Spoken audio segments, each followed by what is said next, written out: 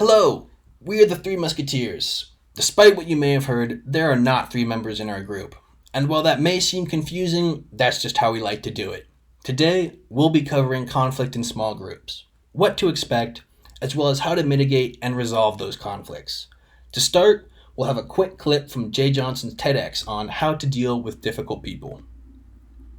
I want you to think of a time when maybe you were interacting with somebody who you felt was difficult. As you're sitting there and you're talking to them, maybe getting into an argument, maybe the tensions are starting to rise. You can feel your palms starting to sweat. You can feel your breath starting to get shorter. You can feel yourself getting angry. And at some point in time in that conversation, you decide, I've had enough of this.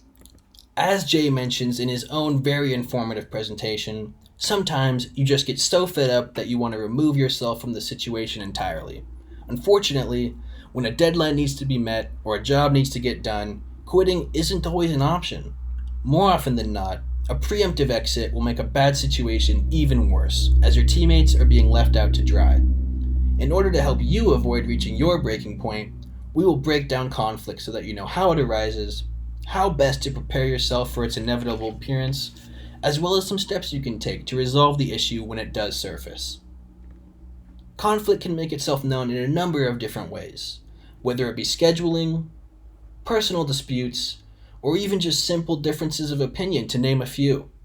Oftentimes, these seemingly small issues can compound themselves into catastrophic failures for your team. Small groups are no exception to this rule. In fact, the problems faced by small groups can appear even more prevalent than those same issues in a bigger organization. This is in part because larger groups have the ability to diffuse conflict throughout their workforce, a luxury small groups cannot afford. As mentioned in the intro of this presentation, we will be focusing on conflict in these small groups. The first step towards readying yourself to handle conflict is be prepared. Expecting your group to get along without a hitch is just wishful thinking. In fact, if your group has no conflict whatsoever, it is very likely something is amiss. Conflict is a natural part of any valuable discourse and can provide meaningful insight towards achieving your group's goals. By avoiding conflict at all costs, we run the risk of excluding pertinent information or alternative viewpoints that run contrary to the mainstream, which might have been otherwise overlooked. Once your team has begun working together, we've identified several strategies we believe can best be implemented by groups in order to effectively mitigate the impacts of future conflicts. Firstly, focus on the facts. Arm yourselves with objective and relevant data to support your work. Multiply the alternatives. Having more than two polarizing options enables group members to detrench themselves from established positions without losing any face. Create common goals. This can come in the form of a team charter or any agreement establishing a unified objective that pushes the team forward. Use humor. Jokes can help, even if they're forced to relieve tension. Balance the power structure.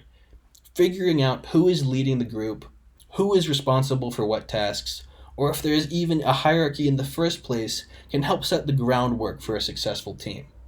Finally, seek consensus with qualification. Try to come to an agreement on the topic, reinforced with facts and data, but don't force consensus where none exists. Finally, once conflict does happen, knowing how to resolve it efficiently and respectfully is critical to your team's success. Some methods we think provide the best potential to reach an amicable resolution are as follows. First, adaptation. This involves altering your practices or attitudes towards the project or task at hand in order to reach a compromise that serves the objectives of the group at large. Next, structural intervention. Reorganize the group so that members who have interpersonal conflicts have fewer points of contact, thus reducing the friction between them. Similarly, managerial intervention can accomplish the same goals as structural intervention, but be warned it might foster some resentment among other group members if a senior has to intervene and change the way things are going. And finally, as mentioned by Jay Johnson early on, exit. The option to simply remove yourself from the situation always exists. To conclude, remember, conflict is almost a guarantee.